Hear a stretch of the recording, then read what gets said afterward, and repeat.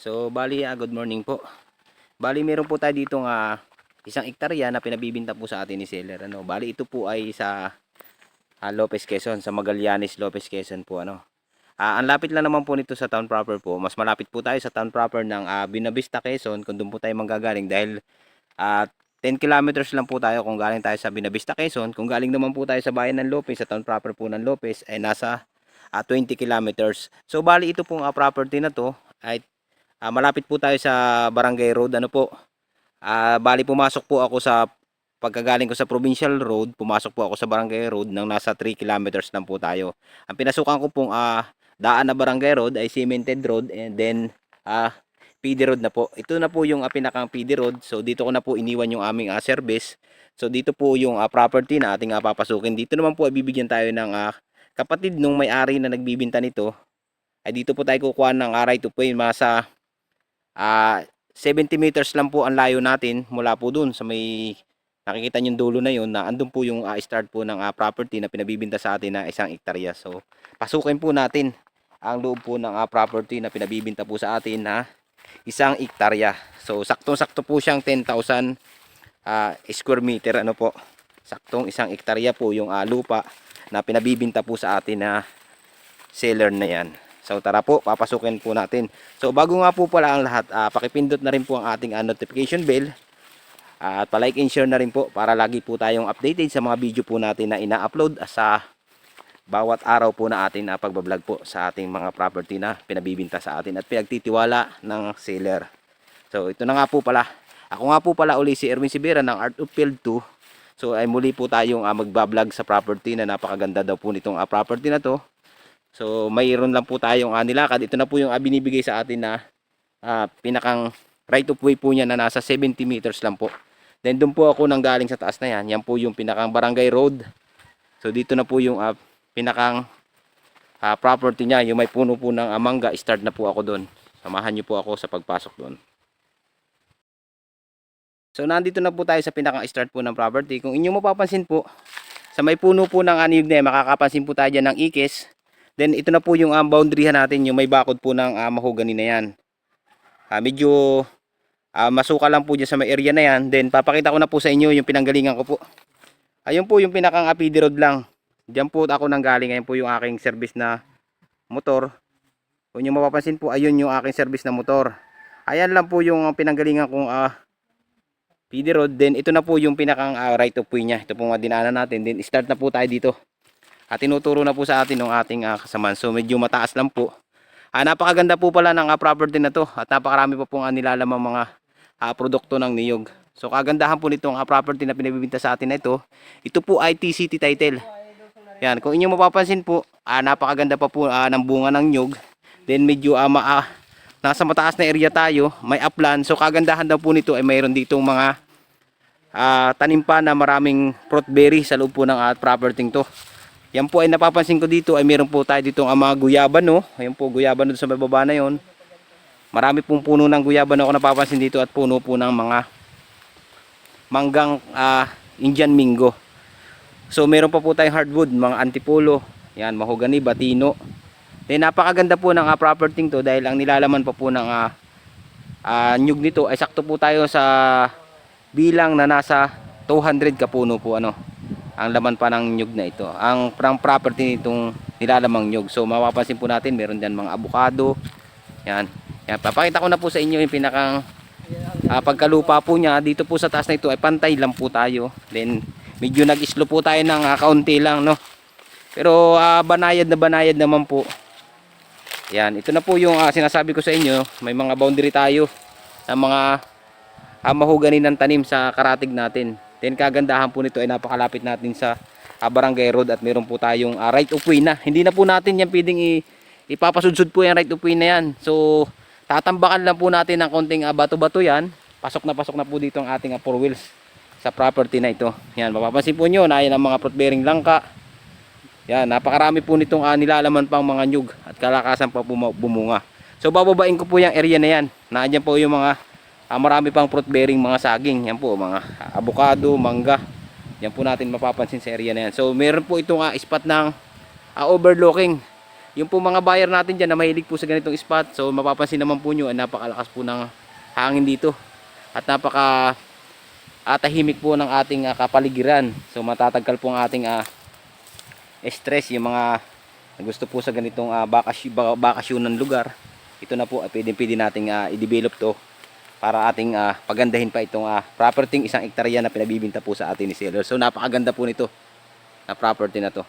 Itong property to, so pagkagaling natin sa plot dito sa areang to, at then medyo slope na po tayo ng anhayan lang naman po. Pababa naman po tayo dun sa area niya na plot na lugar.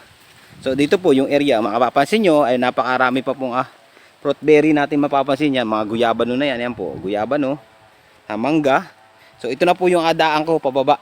Hindi naman po siya kakataasan. So plat na plat pa rin naman po yung area niyan.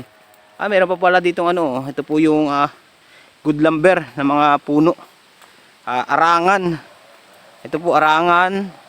Yan, bali 2 puno po siya ng arangan. Then napakaganda po talaga ng piston ng pagkalupay. Pag nilinis po natin to, so lalabas po ang kagandahan ng property to. Meron pa rin po ako nakikita mga hardwood yan ng mga Gemelina po. Yung mataas na yun, Gemelina po yun, mataas na puno na yun. So dito naman po sa area ito, meron po tayong mga kapitbahay na. Yan, may mga mahogany. Ayan po, malalaking kahoy na kasama. So meron pa dito mabababang puno. So napakaganda po nito. Bali, flat na po itong nilalakaran ko to. Pupuntahan ko naman po yung area niya na may sinasakupan po tayong tubig. Pero dito po ay napapansin ko ay napakaganda po ng ating dito. Meron po tayong cellphone signal. Ako po ay smart. So meron po akong signal na smart dito sa lugar na to. At globe, meron din ito. Kung sa kuryente naman po ay meron tayo dyan poste sa Barangay Road po. Medyo wala naman po 100 meters po ang layo sa atin. Meron na rin po tayong electricity dito. Ang source naman po ng tubig natin dito ay meron po tayong bukal. Then at meron naman po tayong sinasakupang ilog mismo sa ating property. So akin pong pupuntahan dito po sa area to ay plat na plat po ito, medyo masuka lang po. Napapansin ko napakarami pa rin pong fruit berry. So meron pang mga mangga yan po, mga hardwood na malaking puno. Yan. Plat na po itong nilalakaran ko ito. Ito na po yung source ng ating tubig sa area na to. Bali, ipapasilip ko na po sa inyo yung pinakang source po ng tubig. So plat na plat po, napakaganda po ng area ng pagkalupa niya. Yan po, ito na yung pagkalupa niya dito sa area ng property na to. So plat na plat naman po. Yan, mismo si seller na po ang kasama ko. Yan po ang nakakulay blong yan. Siya na po mismo yung nakapangalan sa title. Sila pong mag-asawa. Kaya hindi mahawan. Kagandahan po nito. Siya po ay na-stroke na, kaya nahirapan na po siya magtanim at maghawan po nito. Pero kahit pa paano naman po ay kaya pa niyan lumakad. So, nakakasama po siya po yung nagtuturo sa atin ng mga boundaryhan. Yan, ito po yung area niya. Na tinanim pa daw niya itong mga nyug na to, ay hindi na lang niya maasikaso nga, gawa ng nahirapan na po siya lumakad yung kaliwang binti po niya. Ito daw po ay dati niya tinaniman niya ng palay, ginawa niyang tubigan. So dito sa area na to, ito na po yung sinasabi ko sa inyo ng mga tinanim ni tatay nung hindi pa daw po siya na-stroke. Yan, mapapansin naman po natin na talagang napakaganda na po ng mga nilalaman nito ng mga tinanim niya na to, dahil yung iba po ay talagang nabunga na. Yung mapapansin po ay mga nabunga na po yung mga nyug dito na tinanim ni tatay. So dito na po yung boundaryhan natin na nasadalhan pa nating source po ng tubig na ilog. Ayan po yung ilog po niya na maliit. So mayroon po itong pool sa baba. Kagandahan po nito, itong area na to ay napaka flat po ng area ng pagkalupa nito. Yan, inyo mapapansin po. Hindi lang po natin siya malakaran dito, gawa ng kasing taas ko na po yung pinakang asukal na damo niya. Papakita ko na lang po sa inyo yung mga nilalaman po niya na produktong mga niyog at mga fruit berry. Napapansin po natin yan, yung mga saging po ay talagang hindi na po ni-abyad. Pero sa kagustuhan po ni tatay na mabenta na itong property niya, kahit po siya hirap na ngayon na lumakad, at yung pong kaliwang paa niya ay mahihirapan ng ihakbang, so sinamahan pa rin po tayo sa kanyang property. Kaya po ako ay iniikot ko po ito para kahit naman papaano po ay mapakita ko sa inyo yung pinakang pagkalupa niya. So dito po ay flat, upland, tapos flat po uli. Yun po ang pinakang status po ng kanyang pagkalupa. Yan. Bali pupuntahan ko na po yung area dun sa may baba na yun na sinasabi po niya. Papakita ko naman po sa inyo yung kabilang kanto. So ito po ay pwede natin i-relocate uli para makuha po natin yung saktuhang sukat. Pero ito po ay yung mga kapatid niya ay tinaniman na po ng mga hardwood, yung mga pag-itan, kasi inestimate na po nila kung gaano daw po kalaki yung isang hektarya na binigay nila dito sa kanilang kapatid na to. Pero ito po ay kagandahan nito. Ito po ay Clowa title, pero napatransfer na po niya sa pangalan mismo nila nung nagbibintanan na tatay. Sila po mag-asawa mismo nagbibinta nito. Sila po ay buhay pa. So yan po kasama ko. So kahit siya medyo masakit daw ang kanyang kaliwa ay napaa, ay pilit na iniikot itong kanyang property na medyo makapal ng damo. At namimiss nga daw po niya maglinis. So hindi na po niya kayang magtabas ng damo o maglinis pa. Gawa ng masakit daw po yung kaliwang katawan niya. Napakaganda pa rin po dito sa area na to. Kung niyo mapapansin po, marami ako napapansin dito mga hardwood pa. Yan, mga antipulo. Ito po, malalaking antipulo. Yan. Yan po, mayroong abukado, malaking puno. Ayan, malaking punong abukado po. Ayan pa, yung malaking punong abukado. Ayan. So dito po sa labak nito, nandiyan pa rin po yung ilog. Yan, diyan po yung ilog. Pwede po natin itong i-develop kung tayo po ay mahilig sa ganitong property na mayroon pong sakop na ilog. Pwede po ito ating gagawing farm talaga. Gawa nang yan po yung ilog sa baba. So napakaganda po ng ilog dyan. So meron po tayo dyan mga mini falls na sinasakupan po dyan sa ating property na yan. Palikot po tayo dito ay ilog na po. Napakaganda po ng running water dyan. So bali pupuntahan ko po yung pinakang baba. Papakita ko rin po sa inyo. Yan, dadalhan pa po ito ng ating property. Talagang punong-puno po ng produkto pang niyog. Ito yung sinasabi ko sa inyo, source ng tubig. So pwede po natin i-develop dahil dadalhan po ng ating property pa itong ilog na to. So dito po ay may mga mini falls po. Inyo mapapansin po, ayan po ay mini falls, no. Alisin lang po natin yung mga bato-batong yan. So napakataas pa rin naman po. Nandito po ako pumisto sa pinakantaas. So ito po yung running water na tubig. So napakalinis po ng tubig dito at napakalinaw po yan. Kung inyo mapapansin po, yan po yung pinakang tubig niya. Ayan po yung binapatakan niya ng falls. So medyo masukal nga lang po yan, medyo madamo, kaya hindi po natin mapistuhan yung baba para mapasilip po sa inyo yung pinakang mini falls niya na sinasakupan Pero dito na po ako sa taas yan. Kung inyo mapapansin po, yan po yung tubig niya. So naglakad na po ako. Yan Ito po yung nadadala ng ating property na 1 hektarya. Ito po ay kagandahan nito at meron po tayong mga falls dito na pwede nating i-develop. So meron nga po dito, kadugtong na po ito nung busay po na falls diyan sa taas. Meron po tayo diyang falls na dinadayo po dito. Bali ito po ay kadugtong na nasa baba na lang po tayo ng area niya. Kung inyo mapapansin po, napakaganda po ng kanyang tubig. Ito po yung pinakang natadala niya ng property na may running water. Yan, ito na po yung pinakang source of water niya ng ating property. So ito po ay saktong 1 hektarya po. Yan. Dito na po talaga ako dumaan sa pinakang tubig. Pinakikita ko na po sa inyo. Yan. Napakaganda po nito at napaka-relaxing po nitong property na pinabibinta po sa atin na to ni seller. So bali nga po pala ito ay sagot niya po dito ang CGT, ang Capital Gain Tax Doc Stamp. So ito po ay clean title TCT title. So meron po tayong kaboundarihan dito, kapitbahay. Ayan po yung ating kapitbahay. Hindi na po tayo maiinip dahil meron po tayo dito kapitbahay sa area ng property na to. So yan po ay meron linya ng kuryente. So pwede po tayo dyan mag-tap kung halimbawa magpapabahay po tayo dito sa area na flat land na ito. Then ayan po yung pinakang falls, mini falls po. Yung pinuntahan ko po diyan kanina sa area na yan, nandiyan po sa baba na yan. Yung may sukal na area na yan, nandiyan po yung pinakang falls niya. So napakaganda po nito, property to. So ito po ay binibenta lang ni seller ng 1.2 M lang po ano. Napakamura po nitong property na ito. Isang hektarya, meron ka ng ganito kagandang property. Napakalapit po sa Barangay Road. So nabigla po ako sa property to. Gawa ng tinuro sa akin mismo ni tatay. Mula po dito sa may malaking puno na yan, na mahogany na yan, start po dyan. Medyo na-amaze po ako sa property na to. Gawa ng hindi ko po inaasahan dito sa property na pinabibinta po niya sa atin. Meron po dito palang falls talaga. Napakagandang falls po. Kung inyo mapapansin, ayan po yung falls na yan. Nasa baba po, nasa taas na area ako.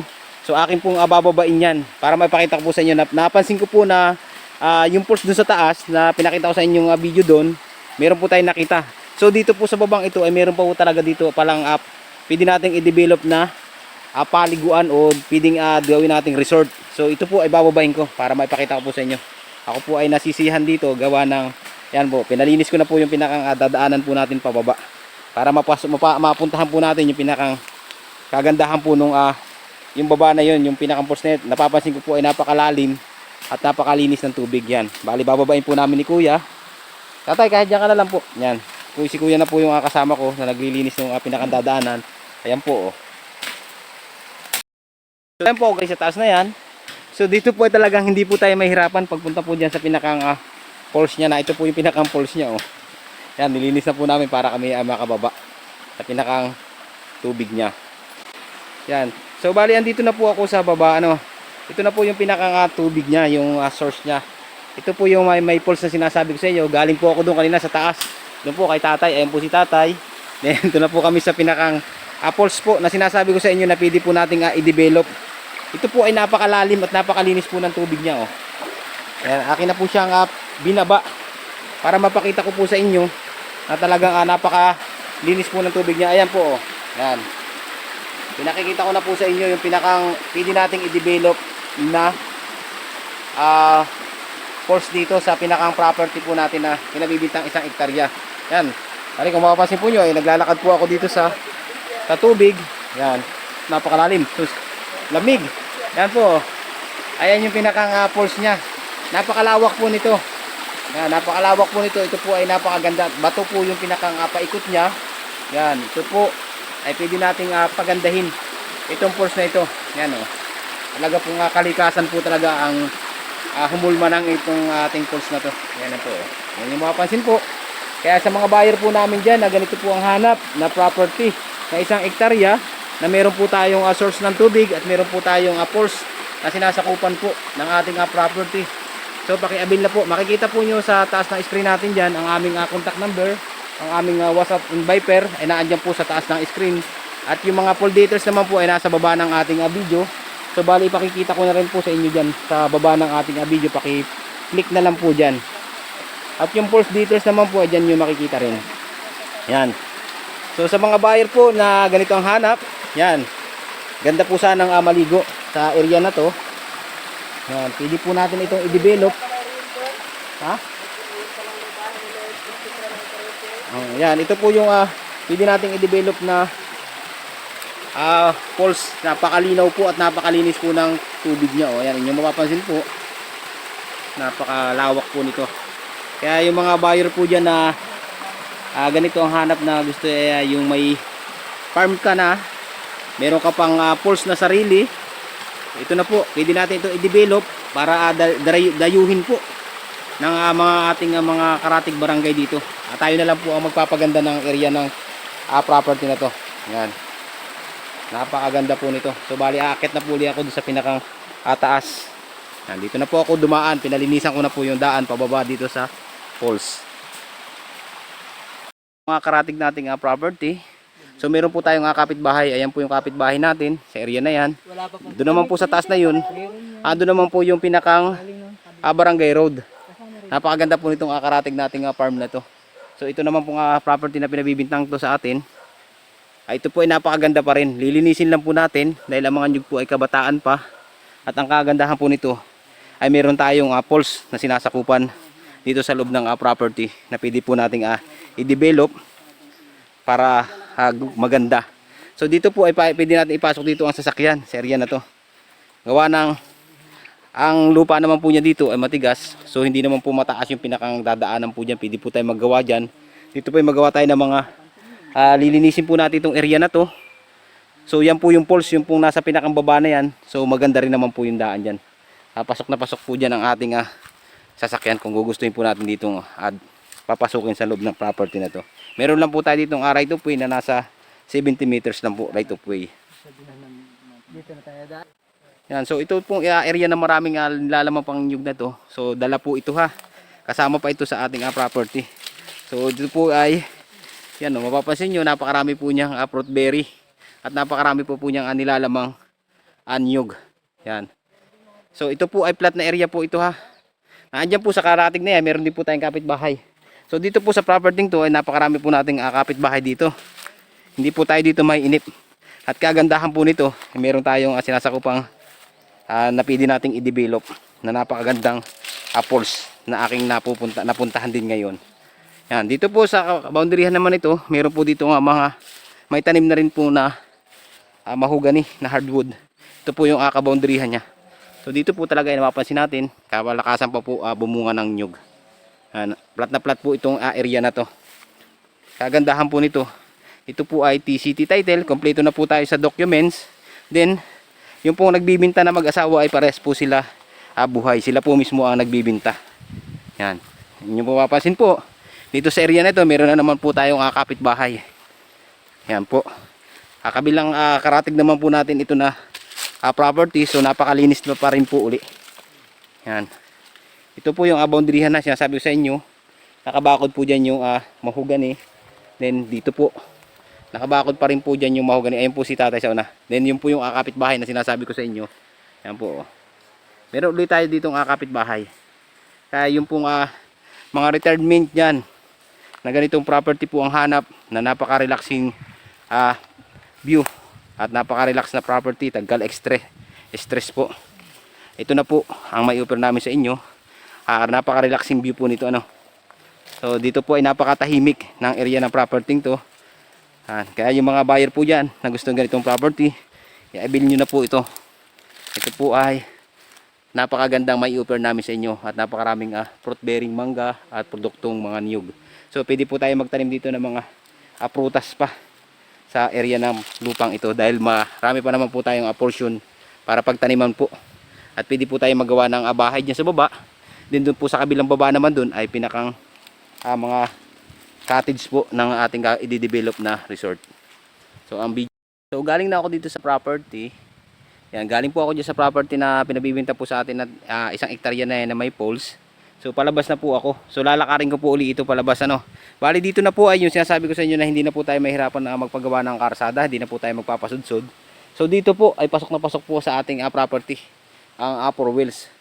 So dito naman po ay paparequestin natin dahil ito pong dadaanan ng right of way na ito ay kapatid din po nung nagbibinta na yan. Panganay na kapatid. So wala naman daw po magiging problema. So dito po pasok na po ang ating sasakyan dito sa property. Gawa ng lalabas na po ako sa PD road. So ito po ay hindi na natin napabubuldoser. So bali tatambakan na lang po natin ito ng bato-bato.